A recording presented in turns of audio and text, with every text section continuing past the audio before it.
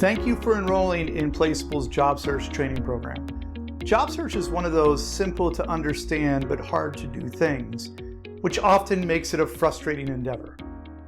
The process of finding a job reminds me of hitting a golf ball, something I don't do very well. The ball just sits there, doesn't move, but I still can't hit the darn thing straight. Our goal is to offer techniques that will improve your ability to find and secure a job. This is a hard skill to master, but by taking this course, you are taking the first step at doing just that. And if you master this skill, then you will have a huge advantage in the job market as you build your career.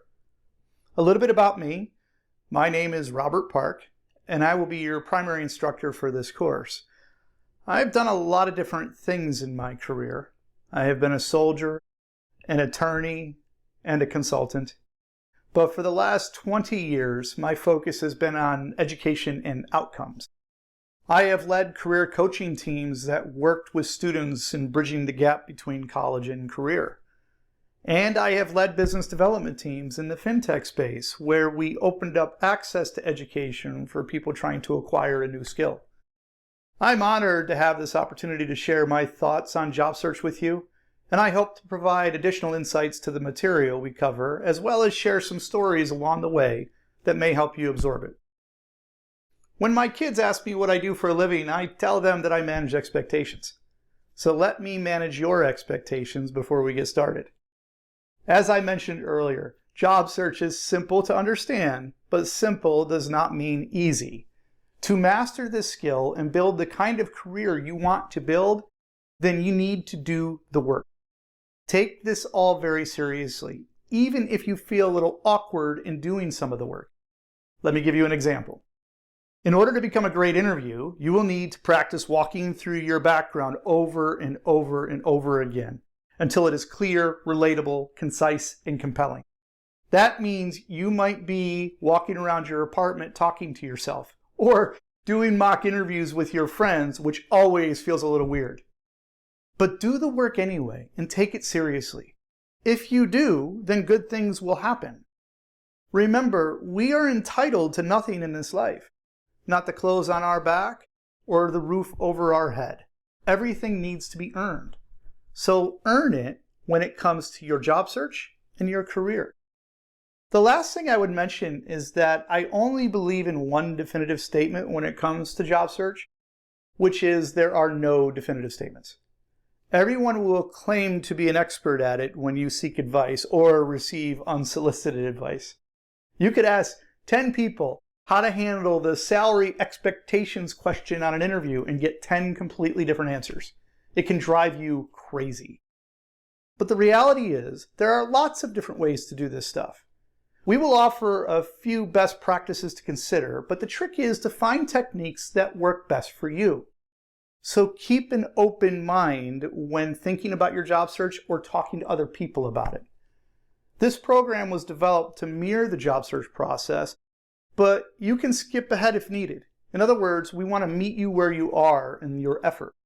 So if you have an interview coming up soon, then go through the material related to the job interview first and then double back on the other stuff later. Also, we made the assumption in this program that you already know what it is you want to do, because you can't conduct a job search unless you know what job it is you want. If you still need help in career exploration, check out our micro course on career alignment, which you can find on Udemy or at getplaceable.com. We will cover the following topics in this order. Part 1 will be all about planning and preparation, which will include a discussion on your key documents, primarily your resume, and we're going to have a conversation around the cover letter. We're going to then pivot to social media, its presence and use for your job search. We're going to then have a conversation about internal research, or just making sure you really know yourself. And then we're going to close part 1 with a framework of a conversation, where we will break down the mechanics of a career conversation. In part 2, we will pivot to strategy and methodology, where we will take a deep dive on 3 different methods we recommend to identify leads and convert those leads into interviews. And then we'll close with part 3, which is all about execution. We'll have a substantive conversation on informational interviewing, the live networking event, job interviewing, managing offer stage, and evaluating an offer. As you can see, there is a lot to cover, and I'm looking forward to being your guide throughout the process. But before we move on, I'd like to close this session with a very quick discussion on mindset. In Carol Dweck's work on the topic, she discussed the difference between fixed mindset and growth mindset, and how it can impact your ability to be successful in any endeavor. Although I won't do it justice, let me offer a very quick definition of each that will suit our purposes. People with a fixed mindset believe you're either good at something or you're not. They see success and failure in terms of winning or losing. Fixed mindset people tend to avoid challenges where they believe they will likely fail. Growth mindset people believe we can improve our skills in all areas if we work hard towards the objective. They see value in both success and failure and do not view it in terms of winning or losing. Success merely validates their improvement, and failure becomes their best teacher. Growth mindset people seek out challenges that offer learning opportunities. I'm sure you can tell which mindset leads to success. Key is to understand what our default setting is, or what you tend to be more often than not, and then manage it from there. After all, most of us develop our mindset by the time we are 4, so it's kind of hard to completely rewire after all these years. The easier approach is just be mindful of your mind. Here are a few thoughts that can help you manage your mindset. First, look for limiting language and adjust your mindset. If you find yourself complaining, try to take a step back and reposition your comments into more positive statements. Second, tell friends and family to point it out if you slip into a fixed mindset so you can practice recognizing your patterns. And then last, accept the power of yet. This one little word can help you be mindful of your mind. For example, there is a difference between these two statements. I can't network versus I can't network yet. By placing yet at the end of negative statements, you can shift from a fixed mindset to a growth mindset rather quickly.